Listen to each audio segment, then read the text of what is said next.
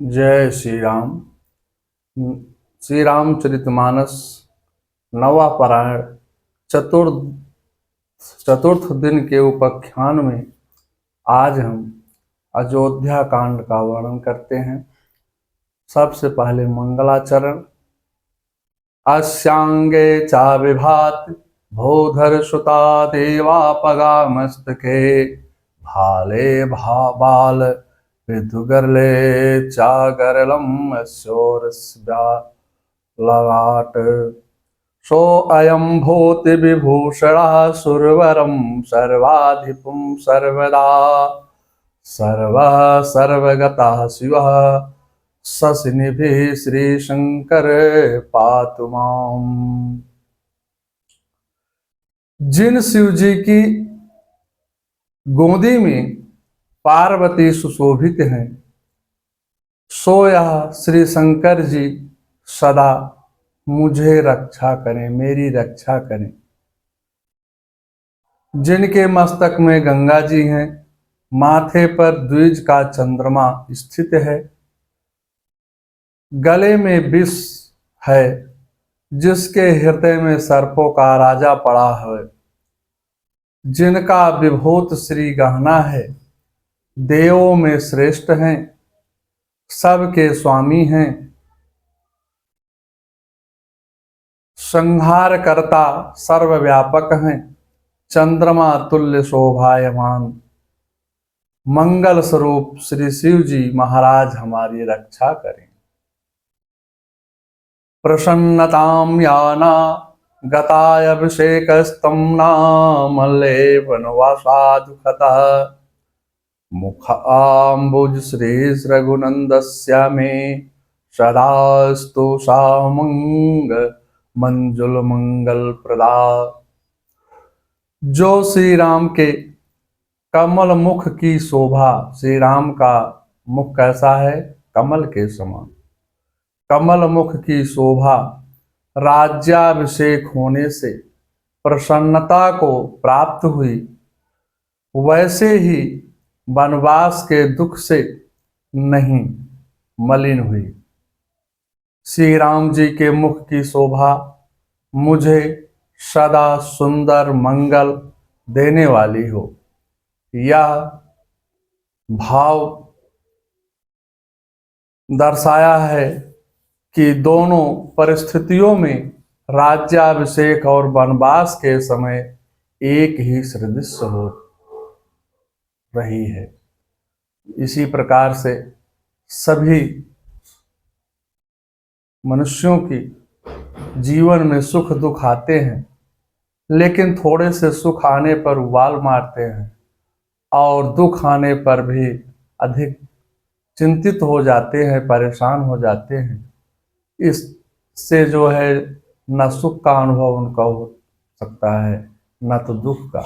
जबकि जीवन एक समान होना चाहिए, चाहे दुख हो, दुख में घबराना नहीं चाहिए और सुख आने पर धीरज के साथ सभी व्यक्तियों की जो हो सके उसकी सेवा करनी चाहिए।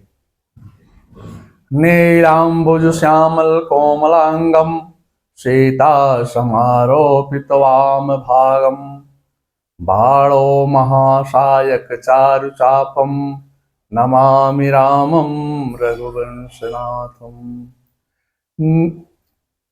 नीचे कमल के समान श्याम और कोमल जिनके अंग है, सीता जी जिनके वाम भाग में विराजमान हैं और जिनके हाथों में अमोघ बाण और सुंदर धनुष है, उन रघुवंश के स्वामी श्री रामचंद्र जी को मैं नमस्कार करता हूँ। श्री गुरु चरण सरोज रज निज मन मुकुर सुधार, बरनहुँ रघुबर विमल जसु जो दायक फल चार। श्री गुरु जी के चरण कमलों की रज से अपने मन रूपी दर्पण को साफ करके मैं श्री रघुनाथ जी के उस निर्मल यश का वर्णन करता हूँ, जो चारों फलों चार फल कौन कौन से हैं? धर्म, अर्थ, काम, मोक्ष को देने वाला है। जब ते राम ब्याही घर आए, नित नव मंगल मोद बधाए। जब से श्री राम जी का विवाह करके अयोध्या में आए हैं, तब से नित्य नए नए मंगल हो रहे हैं। ऋषि सिद्धि और संपत्ति स्वरूप सुहावनी करके अयोध्या में आए हैं, तब से नित्य नए मंगल हो रहे हैं। उमड़ उमड़ कर अयोध्या रूपी समुद्र में आ मिली है। चारों तरफ से खुशियां सब जो है आकर के अयोध्या में आकर के मिल गई है, समाहित हो गई है। अयोध्या नगरी के सौंदर्य और संपन्नता का वर्णन नहीं कहा जा सकता है। श्री राम जी के चंद्रमुख को देख करके नगर के निवासी सब प्रकार से सुखी और प्रसन्न हैं। राजमहल में माताएं भी सब प्रकार से सुखी हैं। महाराज दशरथ जी श्री राम के रूप में गुण, शील और स्वभाव को देख करके अत्यंत आनंदित होते हैं, हर्ष से खुशी होते हैं। सबके उर अभिलाष अस कहाई मनाई महेश, आप अछत युवराज पद राम ही देव नरेश। सभी नागरिकों के हृदय में ऐसी अभिलाषा है कि किसी के मन में श्री राम के प्रति किसी भी प्रकार का द्वेष भाव नहीं है। सभी भगवान शिव को मना करके प्रार्थना करते हैं कि आप महाराज दशरथ जी के मन में ऐसी भावना जागृत कर दो कि महाराज दशरथ जी अपने जीते जी श्री राम को युवराज पद देंगे।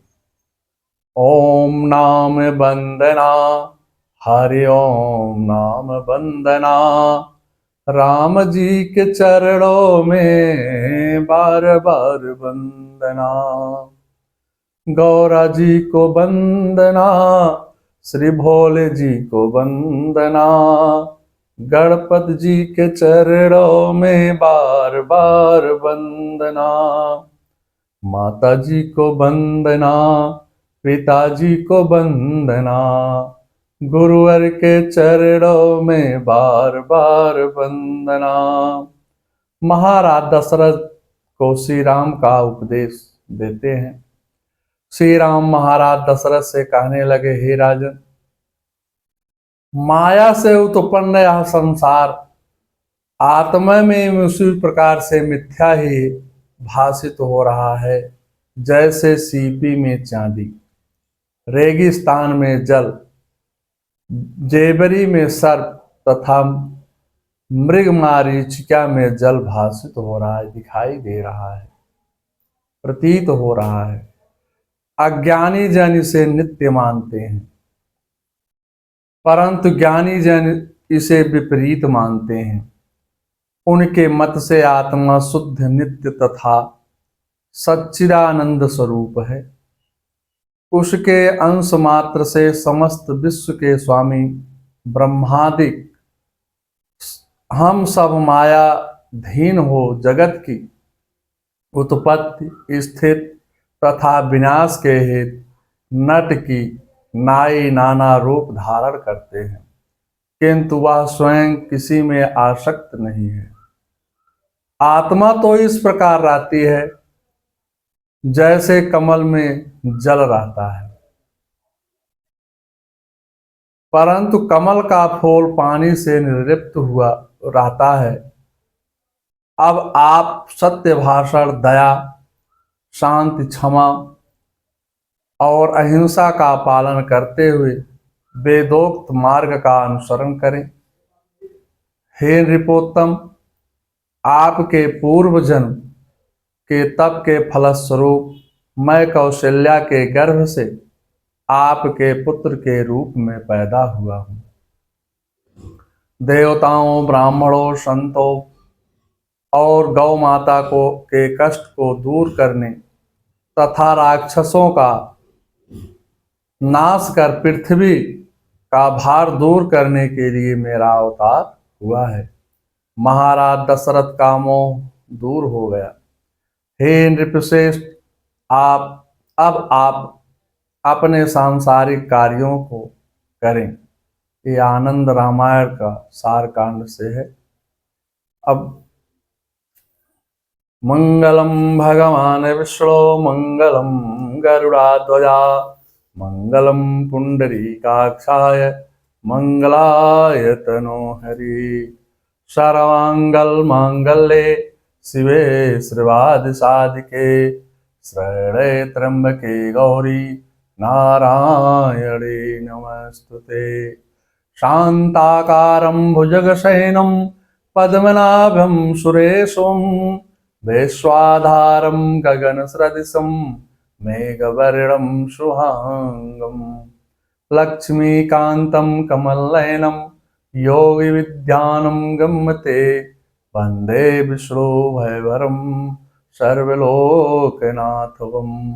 साशङ्खचक्रं साकृतकुण्डलं सपेतवस्त्रं सरसेहरक्षणं सारवक्षम् अस्तलविश्रिया नमामि विष्णु शिरसा चतुर्भुजं। बोलो जय श्री रामचंद्र की जय।